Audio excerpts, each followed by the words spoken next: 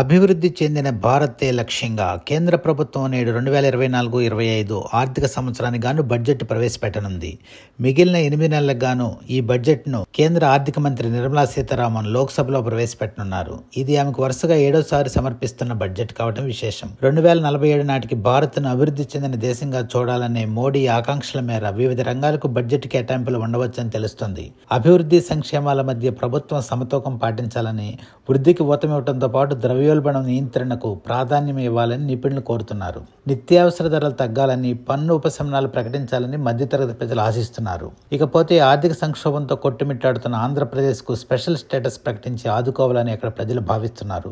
కూటమి ప్రభుత్వమే సెంట్రల్లో ఉంది కనుక ఏపీకి ఎలాంటి ప్యాకేజీలు, కేటాయింపులు కేంద్రం ప్రకటించబోతుందనే ఆసక్తితో అందరూ ఎదురు చూస్తున్నారు. ఇక తెలంగాణకు ఈసారైనా సరైన బెర్త్ దక్కనుందా? 10 ఏళ్లుగా రాష్ట్రంలో ముందుకు కదిలిన పనులకు కావాల్సిన రైల్వే బడ్జెట్ కేంద్రం ప్రకటించనుందా అనే ఆశతో రాష్ట్రం ఎదురు చూస్తుంది. చూద్దాం కేంద్రం ఎవరికి ఎలా సంతృప్తి కలిగిస్తుందో.